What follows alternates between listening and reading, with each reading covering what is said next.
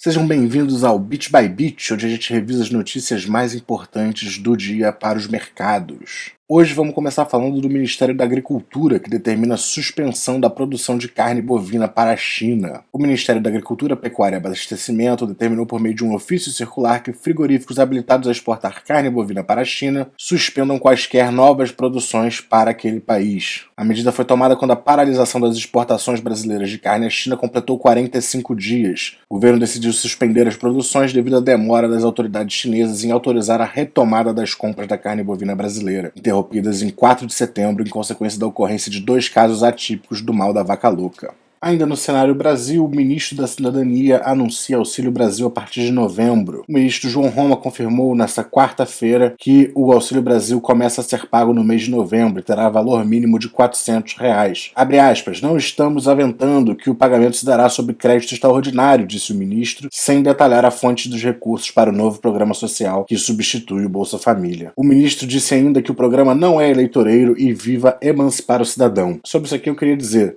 é eleitoreiro sim, com certeza é, mas esse tipo de auxílio de fato colabora muito com a vida de muita gente. O ministro não detalhou a fonte dos recursos, mas declarou que a equipe social e a equipe econômica estão trabalhando em conjunto, inclusive com o Congresso, para que, com a aprovação da PEC dos precatórios, tudo isso seja viabilizado dentro das regras fiscais. Então essa é a notícia, dando continuidade à notícia de ontem, e parece que o mercado já tinha precificado isso, porque eu não vi grandes reações na bolsa hoje. No cenário internacional temos aqui lojas varejistas fazendo pedidos em excesso devido ao pânico está tornando a crise das redes logísticas de suprimento ainda pior. Empresas de varejo e manufatura estão fazendo seus pedidos muito cedo devido a preocupações com as crises logísticas mundiais. E isso torna a situação muito pior. A crise energética na Europa e na China são o mais recente fator a interromper a indústria de transporte. Como resultado disso, podemos ver a previsão de demanda distorcida enquanto as ordens não forem completadas. E isso conversa também com essa notícia aqui, que recorde de ausência de produtos e de atraso de transporte são esperados para essa temporada de feriados. No caso aqui, Holiday Season, a era natalina, né, de fim de ano, é o que esse Holiday Season quer dizer. A chegada dessa temporada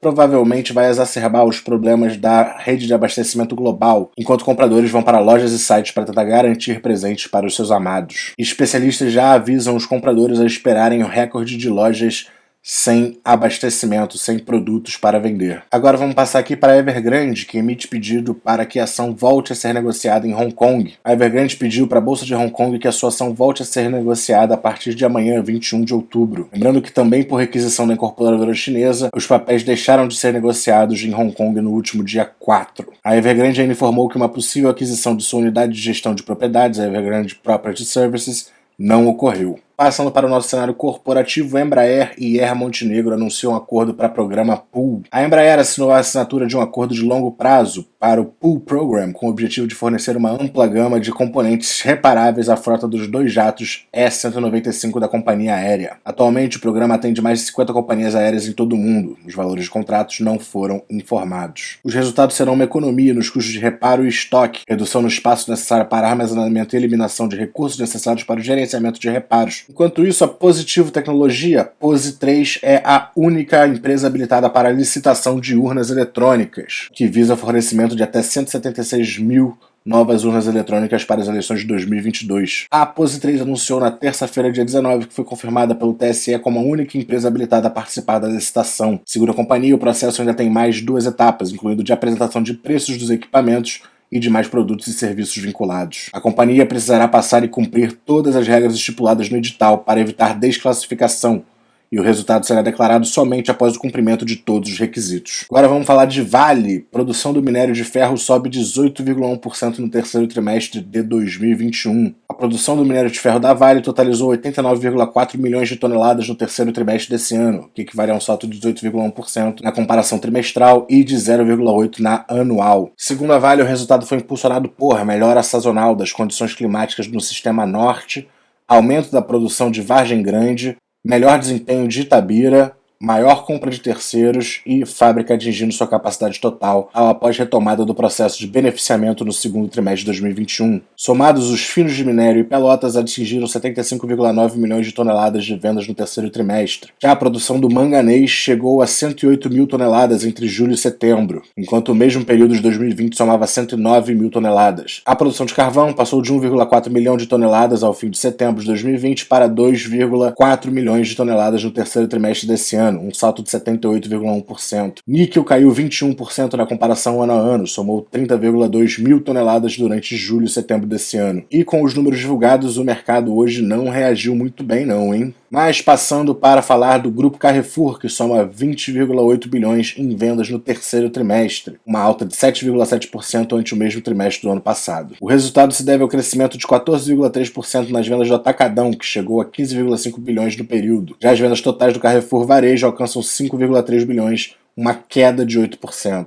O grupo abriu 7 novas lojas de atacado entre julho e setembro, totalizando 48 estabelecimentos ao longo dos últimos 12 meses. No modelo varejista foram inauguradas 10 lojas durante o mesmo período. Segundo a empresa, as vendas online de produtos alimentares da bandeira Atacadão representam 56% do total de vendas de produtos alimentares do grupo, via canais digitais. A parceria com operadores do serviço de entrega rápida está agora disponível em 119 lojas de 20 estados. O faturamento do Banco Carrefour somou 12,3 bilhões de reais no terceiro trimestre, que representa uma alta de 25,9% em relação ao terceiro trimestre de 2020. Passando para as notícias de Bitcoin, o primeiro ETF de futuros de Bitcoin negocia quase $1 bilhão no primeiro dia, na sua estreia. Lembrando que a gente está falando do ProShares Bitcoin Strategy ETF, sobre o ticker BITO. E isso já nos traz para a nossa próxima notícia, que é opções desse ETF ProShares devem começar a ser negociadas no dia de hoje, nesta quarta-feira. Agora os Bulls e Bears vão poder apostar no movimento de preço do ETF baseado em derivativos na plataforma de opções da NYSE. E ainda no tema de ETFs, a SEC, CVM americana, autoriza VanEck a lançar seu ETF de futuros de Bitcoin na semana que vem. O VanEck Bitcoin Strategy ETF deve ficar disponível em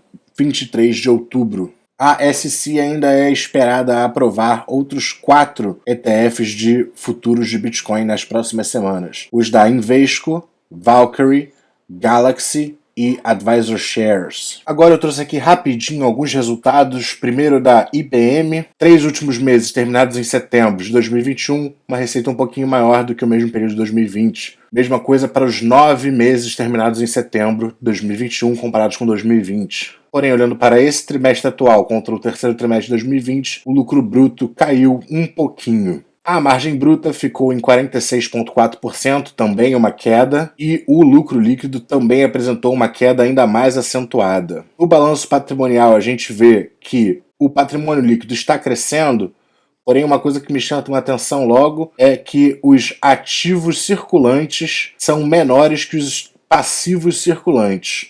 Então isso já é alguma coisa para começar a ficar preocupado. Seguindo no ritmo de preocupação, o fluxo de caixa operacional dos 3 últimos meses terminados em setembro foram em 2021 bem inferiores do que em 2020. A mesma coisa para os 9 meses terminados em setembro de 2021 versus 2020. O fluxo de caixa livre, a mesma coisa, quase a metade.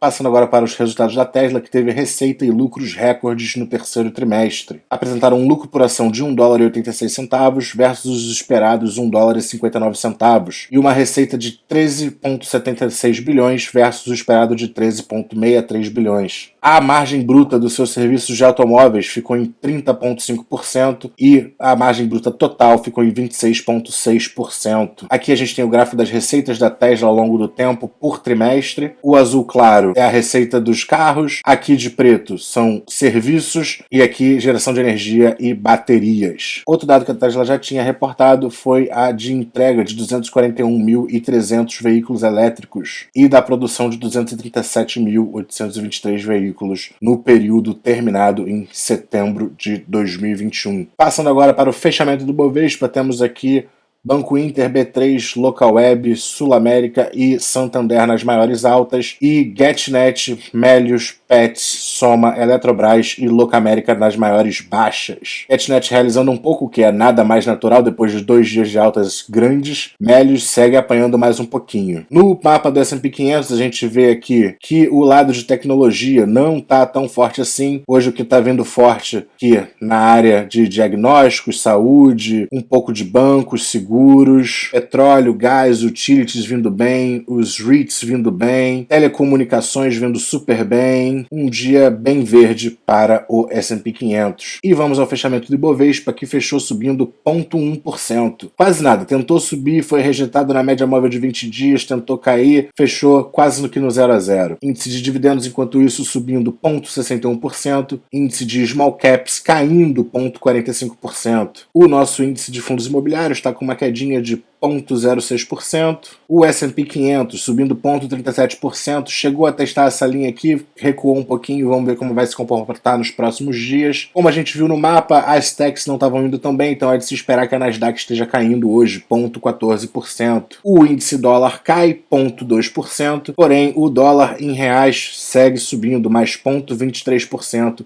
fechou em R$ 5,59. O título do Tesouro Americano de 10 anos está pagando 1,66% ao ano. Petróleo cru, mais um dia de alta, dessa vez subindo 1,31%. ETF do ouro subindo 0,89%. ETF da prata subindo 2,92%. E o nosso Bitcoin, que fez hoje uma máxima histórica, chegou quase aqui nos 67 mil, chegou nos 66.900, agora recuando um pouquinho aos 65.896, mas ainda assim fazendo máximas históricas. Estamos oficialmente em descoberta de preço. Cardano, que vem andando de lado há um tempo, subindo 3,73% hoje. Ethereum subindo bem, 6,07%. Solana, como eu tinha falado aquele dia, a gente estava nessa flâmula bullish, eventualmente a gente ia romper, muito provavelmente para cima, e hoje isso está se confirmando, subindo 11% no dia de hoje. E o Bit by Bit vai ficando por aqui. Se você gostou do nosso conteúdo, não se esqueça de se inscrever e de dar aquele like.